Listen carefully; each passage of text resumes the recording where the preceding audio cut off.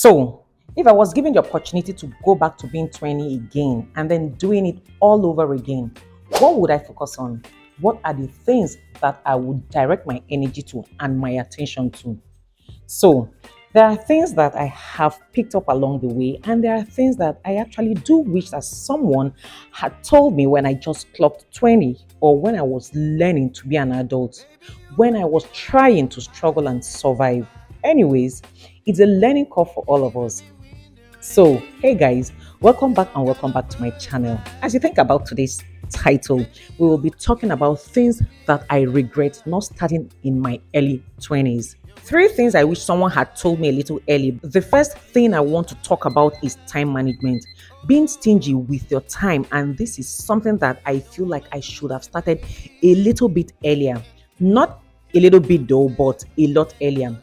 One thing I really didn't understand when I started navigating through life on my own as an adult is my time.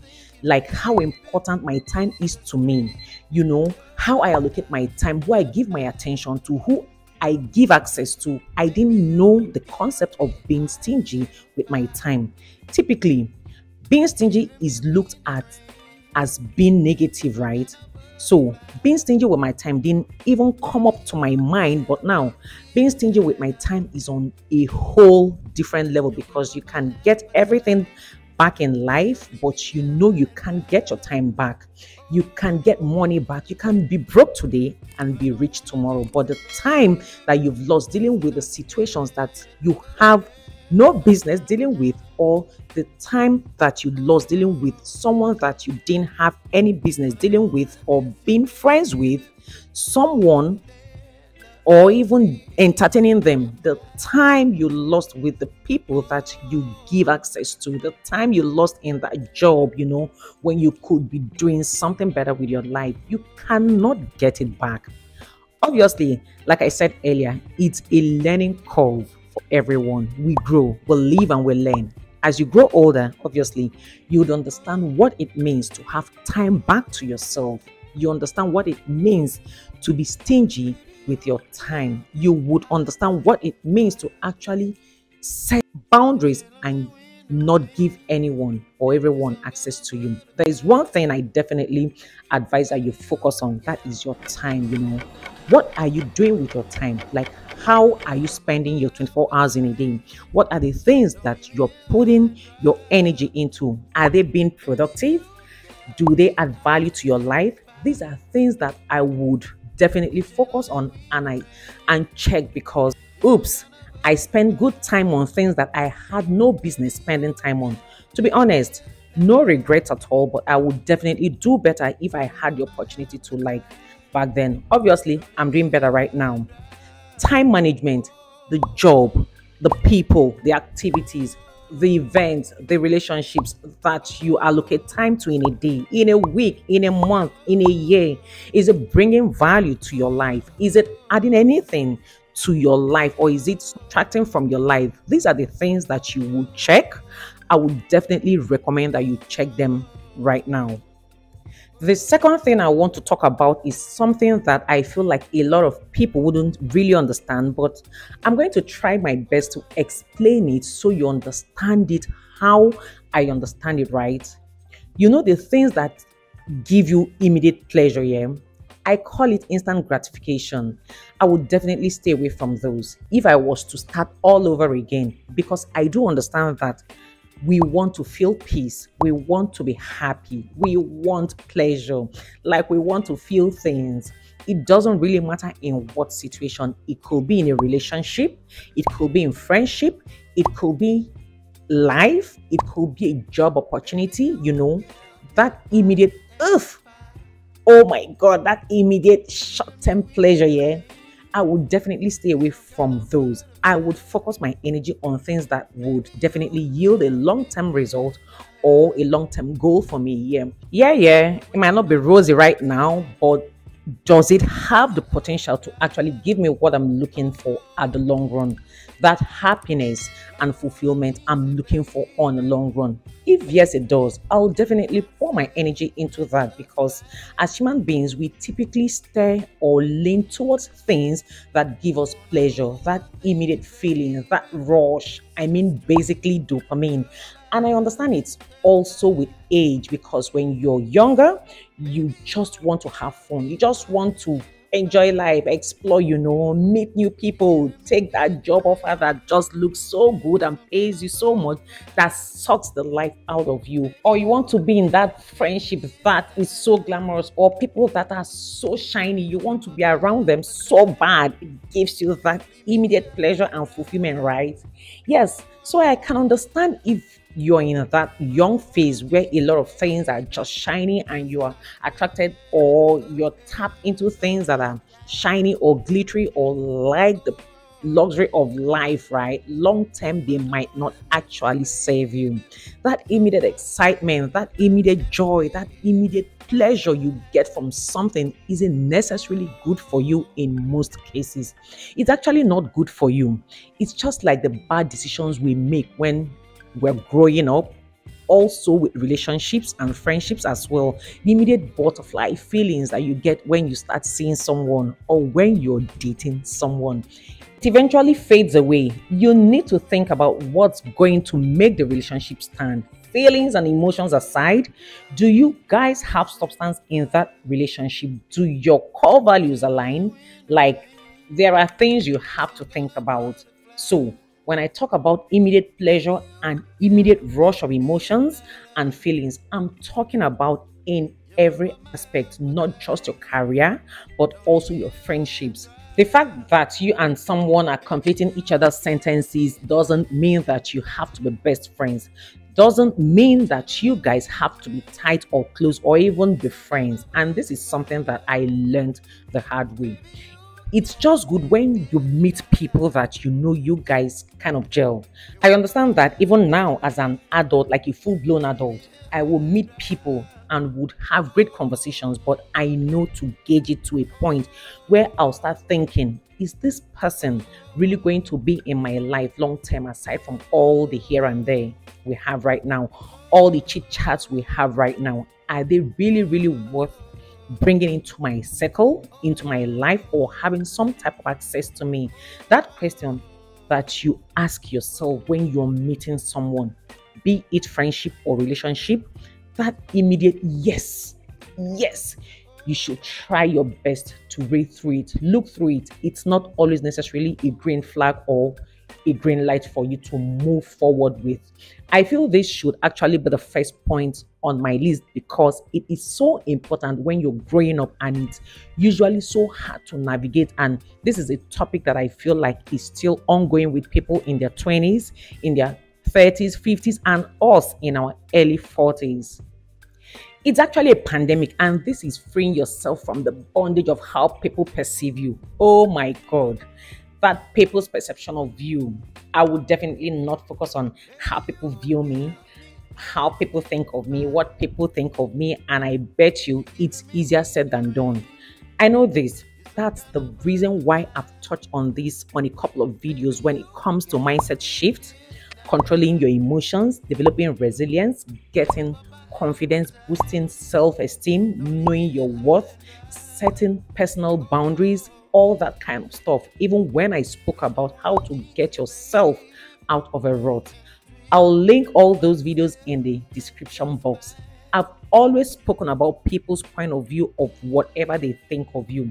That is usually what makes up 90%, if not 100% of people's day, or some people's life, because most people, whether they like it or not, whether they want to accept it or not, they actually move and live their lives based off of people's opinions. What will people say if I do this? What will people say if I embark on this journey? What will people say if I wear this short dress like this because I don't have full legs? What will people say if I lose so much weight? What will people say if I gain so much weight?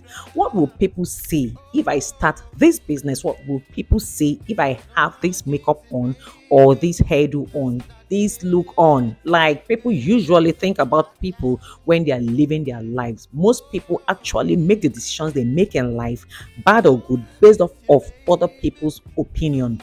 Honestly, I've grown up. I just wish someone had sat me down and properly tutored me or explained to me how people's view and perception works. Trust me, people want to see what they want to see when they want to see it. It doesn't matter what you do, what you say, how you say it. People would always look at things from the angle that is comfortable for them to look at things. People would also judge things, read things, look at things, analyze things based off of their own understanding of life and based off of the experiences as well. So, my darling, we are all built different. Our opinions are different. Our thoughts are different. Our experiences are different. Our upbringing totally different. Our characteristics as human beings are different. So are our looks. What might be appealing to me definitely might not be appealing to the next person. People would always judge things based off of that. So whether you try to change the narrative, twist it, coil it, whether you try your best to do whatever it is that you think is best in that situation or will make them happy or please them, they'll still have their opinion, and their opinions cannot be changed by you. Maybe temporarily it could, or you could manipulate their thoughts, but that's just temporary. At the long run, they believe in what they believe in, however they believe in, and you cannot do anything to change that. So now, tell me, why would you want to live your life based off of someone's opinion of you? Most of the decisions that we make, especially in our early 20s, is because our peers, people around us, family even, this is what they expect of us. This is what they want from us. So we just feel like we have to give them without thinking of what we want. Truly, no regrets, but I wish I did 50% of the things I really wanted to do when I was in my 20s, even when I was in my late 20s. Oh my God, my dreams are still big, but they were so big at that time when I was young. But I just had that fear of the unknown, that fear of thoughts and opinions, that fear of what if it actually goes bad. There are so many things, so many places I wanted to go to, so many things I wanted to do at that age, but I just couldn't. Though I didn't have the resources, there are so many things that we as individuals want to do at a certain point in our lives, but we are so scared of people's perception. We are so scared of people's opinion, while we still have the fear of failure as well at the back of our minds. That one is always there, but it's generally, like, how will the world take it? How will your friends take it? How will your partner take it? How will your family take it? That's usually how it is. I tell you something today. Do what you want to do when you still have breath in you. Do what you can when you can and however you can. I will definitely focus on my thoughts, my own beliefs, my own opinions, most especially because people pleasing is very easy when you're growing up, because you're still trying to have a mind of your own. You're still trying to navigate through your thoughts, your needs, your wants, and all that kind of stuff. So when you're young, it's so easy for you to be swayed. You're so gullible at that point. People's opinions could be pushed on you. People's thoughts can be imposed on you as well. Try to understand your own thoughts and opinion. Whatever situation is in front of you, what do you truly feel about it? Don't get me wrong, it's also good to get second opinion and a third opinion if you're not sure about what you feel, right? But at the end of it all, getting an opinion doesn't necessarily mean you have to take all of it. It simply means that you're getting different perspectives. I would suggest you put all those opinions and perspectives from different people on the table with your own thoughts and make something out of it. You're not going to be copying and pasting because you are your own person. You have to live accordingly. I could go on and on talking about this topic because it's a problem that both the old and the young are facing. By the way, if you're getting value, could I humbly ask you to subscribe to my channel and also share with your loved ones? Thank you. Now let's move on to the next point, and I'm going to say this the way I've been saying it to myself forever. The family you create is much more important than the family you come from. This is something that I have saved up in my subconscious. I live by this. I say this to myself all the time. So you understand me. When I say the family you create is much more important than the family you come from, I don't mean you should neglect the family you come from. I just mean that your surroundings, the life you create for yourself, the people you let into your life, the family, literal family you create is much more important than the family you come from. You are not made or bound by the family you come from. So you don't necessarily have to, go through that straight line. And again, family doesn't necessarily mean bloodline. I want that to sink in. I want you to live by that. So when you meet people, you have that thought in your head. You're not duplicating, copying and pasting anything. You're making your own world however you want to make it. I've said it a couple of times and I'm going to say it again. It is your movie. You are the creator. You're the director, the producer, the actor in your own movie. You make it whatever you want it to be, however you want it to be.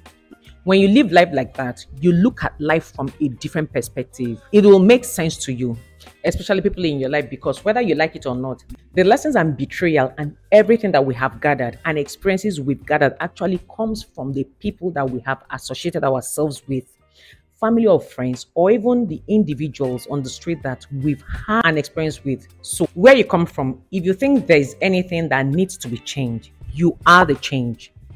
You make the change. So again, I'm going to reiterate it. The family that you create is much more important than the family you come from. I'll advise you write it down somewhere so it can sink in. Now, my last point. This is more of an emotional intelligence type of point though.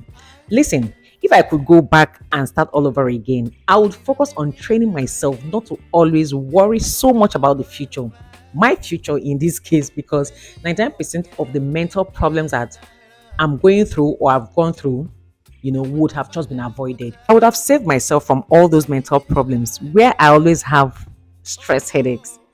I would have saved myself if I had just learned not to overthink things, to take it one step at a time. And again, this might not just seem like the most comfortable or easiest thing to do. And trust me, it isn't, because it's part of being emotionally intelligent, and being emotionally intelligent is awesome. Well, of course, that's a whole ass training on its own, controlling your emotions, because we as humans, we are built on emotions. We have emotions that run deep, especially as women. I will definitely focus on training myself to worry a little bit less. Personally, I worry a lot about the next second, the next minute, the next day, and so on. And again, for people that take things personally all the time, I'll advise you take things lightly, putting everything on the surface level, understanding that people will always be people, and you see them as people when they do things. You see them as imperfect human beings. I know it's hard. It is so difficult to do, especially as you're young, because you're much more vulnerable when you're younger. When you're younger, it's harder to navigate through emotions. Your emotions are running wild, especially as a woman. I would say to start training yourself.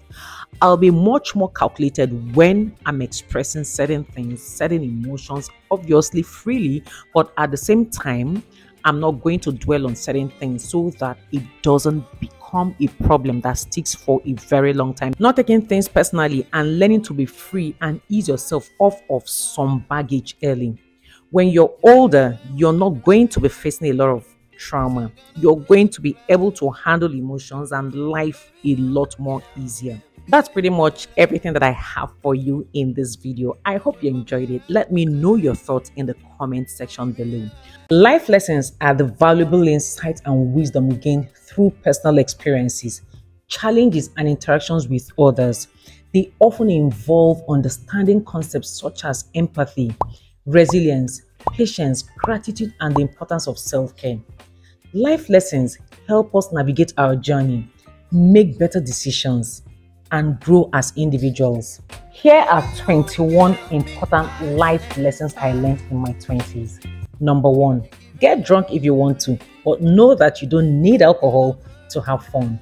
Number 2, nourishing your body is the only way that you're ever going to truly feel good and healthy in your own skin. Number 3, don't waste thousands of hours of your precious life scrolling, comparing, or escaping your reality. Make the most of the life that you have right now, and you'll be Happier the more that you stay in the present moment. Number 4, release the need to be liked by everyone. It stops you from being happy and free. And the more you cover up who you truly are, the more pain you're creating for yourself. Number 5, opinions are like assholes. Everyone has one. So learn to care less about people's opinion. Number 6, you will lose friends, you will lose lovers. Some are just meant to be there for one chapter in your life. You'll also gain even better ones as you continue to increase your standards. Number 7, it's cool to show kindness, love, and smile on the internet. It's also called a smile in real life too. Number 8, be patient with your parents. They were patient with you when you couldn't even wipe your own bum. Number 9, your parents did the best that they could with what they knew. So be grateful for everything that they did for you and take lessons from the rest. Anything that they didn't provide for you or did wrong in your eyes, you can use as a benchmark to create different for your future children. Number 10, as soon as you identify someone is toxic, stop giving them second chances. Red flags are red flags for a reason. Number 11, it's absolutely okay to have no idea of who you are or what you're supposed to be doing with your life, despite maybe having gone through a schooling system where you were forced to decide what subjects you wanted to pick when you were 13 years old. Somehow, based on what you wanted to be when you grew up, you don't even have it figured out. You can change your mind at any point in your life, and you can start again at any point in your life. The best use of your time in your 20s is to explore all the possibilities. Try a bunch of things out. Be okay with changing your mind and give yourself the chance to discover what really lights you up. Number 12, you can change over and over and over again. In fact, you're supposed to, because we are all meant to evolve as human beings. Number 13, try everything once, but not from a place where you're just trying to impress others or from a place where you're feeling a void that you're running away from healing. Number 14, when you look in the mirror, focus on the part of your body that you do like most. Make this a habit and you will be training the neural pathways in your brain that you like how you look. And this is the biggest life hack for growing in self-confidence and actually feeling good about your own body. Body dysmorphia is a very common thing, and it usually stems from a habit in the brain where you're focused on what you don't like rather than focused on what you do like. Practice that and see what differences you notice about how you feel about yourself and your appearance in a few months from now. It truly works. Number 15, don't reject your inner child. While you may feel pressure to grow up, that should never mean rejecting the things that make you truly happy.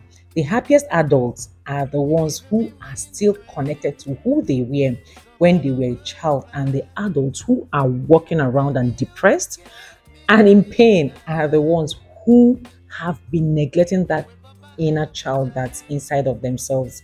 So make sure to prioritize doing something wholesome that you used to love to do. This will help you to feel safe, to feel seen, and to stay grounded.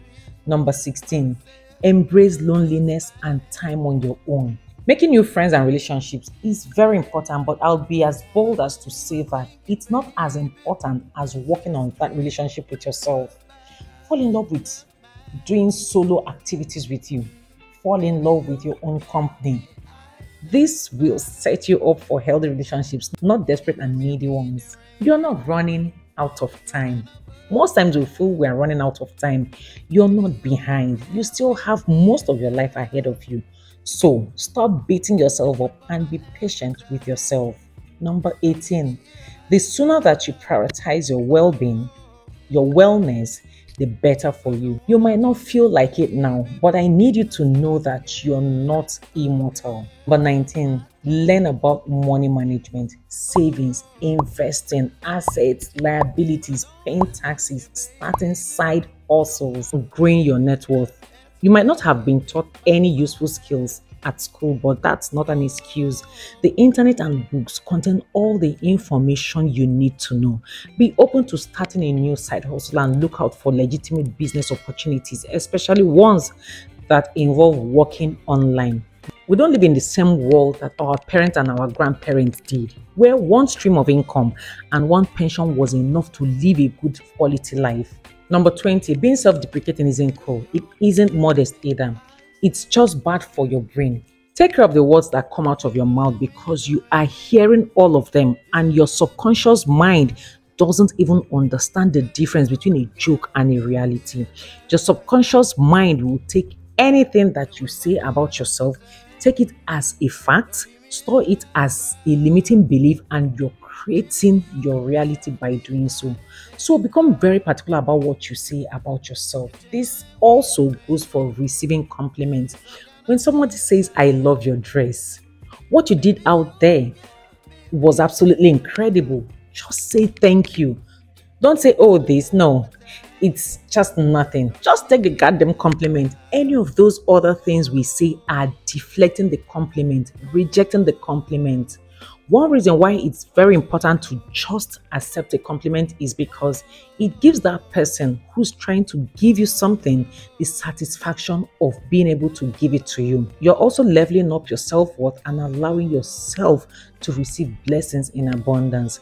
Something that you don't want to be doing is blocking your own stream of blessings, especially if you're learning about law of attraction. Stop blocking your blessings and allow people to give things to you. Allow the universe to give things to you and become really good at receiving those blessings. All you need to say is thank you.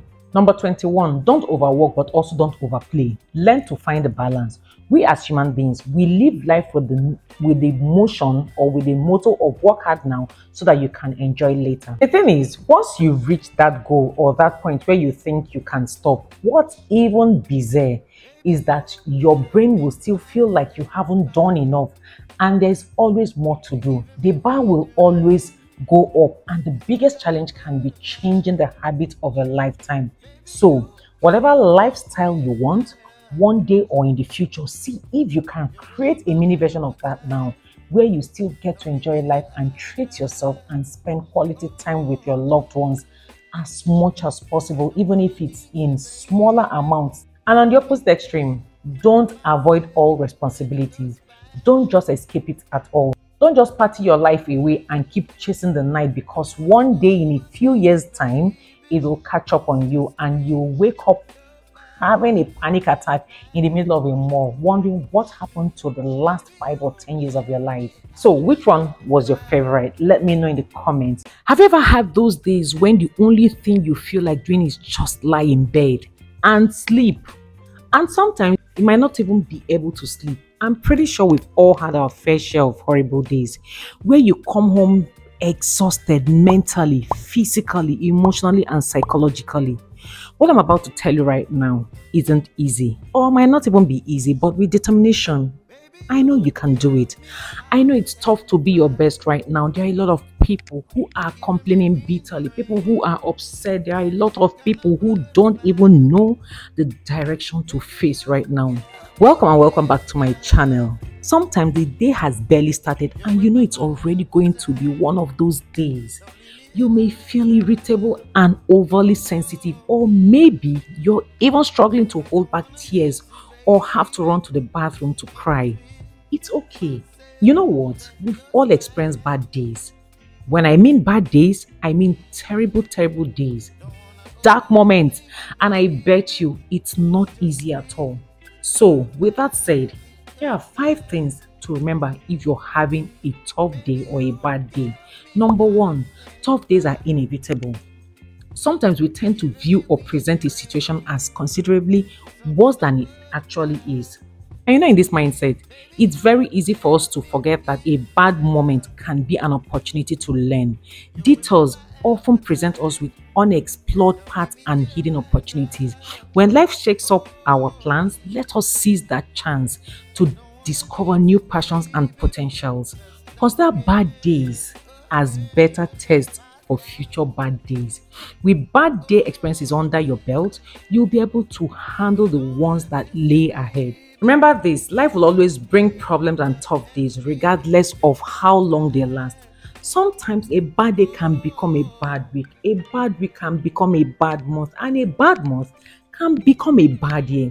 I need you to Remember that it's not forever. Bad days are not forever. Everything that has a beginning has an end. The moment you allow that to register in your head, the weight becomes lighter.